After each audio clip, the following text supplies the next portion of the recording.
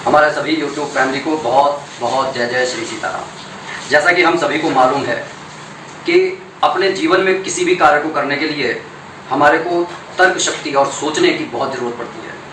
और जिस व्यक्ति के पास में दूरदृष्टि होती है, कहने का ये अर्थ है कि वो पहले से ही सोच लेता है कि जो काम मेरे को करना है उसमें क्या समस्या आ सकती है और उनका किस तरीके से निराकरण किया जा सकता है, तो ज़्यादातर काम सफल हो जाते हैं क्योंकि उसने पहले से ही दिमाग लगाया है। लेकिन आज के इस दौर में, दौड़ती भागती ज़िंदगी में, जिसमें आपाधापी है, जहाँ पर जो बड़ी उम्र के लोग हैं, ठीक है वो नौकरी करने के लिए जा रहे हैं, लेकिन उनको भी एक डिस्ट्रैक्शन है उनकी लाइफ में।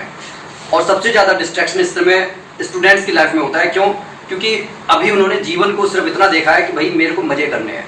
उन्हें इससे कोई मतलब नहीं है कि भाई माँ बाप किस तरीके से प्रयास करके उनको पढ़ाने का कोशिश कर रहे हैं, उनको पालने की कोशिश कर रहे हैं, लेकिन क्योंकि उनकी उम्र इतनी कम होती है कि वो समझ नहीं पाते। उनकी बुद्धि ये कह तो रही है कि मेरे को पढ़ना चाहिए, लेकिन उनकी बुद्धि भटक रही है। बिल्कुल इसी तरीके से समाज में और भी बहुत सारे लोग हैं, स्त्रियाँ हैं, बड़े बुजुर्ग हैं, पुरुष हैं, नौकरी पेशे वाले आदमी हैं जो अपनी दुकानदारी कर रहे हैं, लेकिन सबका ध्यान अपने एक काम को करने की बजाय दूसरे तमाम कामों पर अटका हुआ है। और आजकल जिस तरीके से मोबाइल लोगों के हाथ में है, वो देखने कुछ जाते हैं और लेकिन जब रील्स को स्क्रॉल करते हैं तो वो देखने कुछ लगते हैं। तो कहने का ये अर्थ है कि कहीं ना कहीं इस समय हम लोग एक ऐसे युग में रह रहे हैं जहाँ पर हमारा दिमाग रह रहकर डिस्ट्रैक्ट हो रहा है।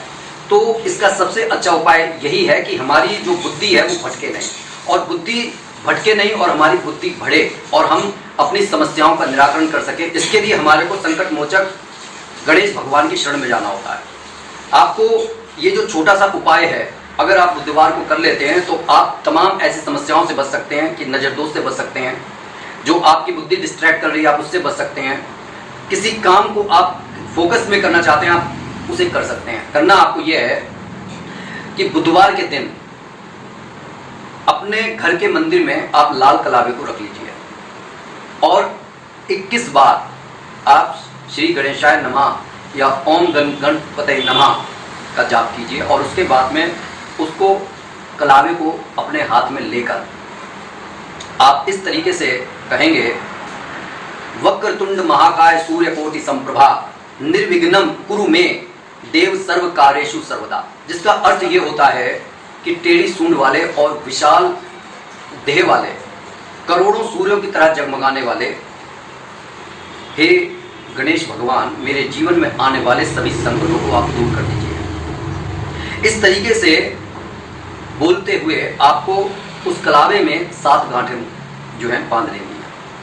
अब ये जो लाल कलावा है ये अभिमंत्रित हो चुका है। अब जब कोई पुरुष बांधे तो अपने सीधे हाथ में बांधे, और स्त्री अगर बांधती है तो वो अपने उल्टे हाथ में बांधे। इतना छोटा सा उपाय जब आप बुधवार को गणेश भगवान का आशीर्वाद लेकर कर लेते हैं तो हमारा जो दिमाग है वो विचलित नहीं होता। क्योंकि संसार में जो तमाम चीज़ें हर रोज़ पैदा हो रही हैं कि नए नए फ़ोन आ रहे हैं, तो आदमी ये सोचता है कि भाई मेरे पास अच्छा नहीं है, महंगा लेंगे।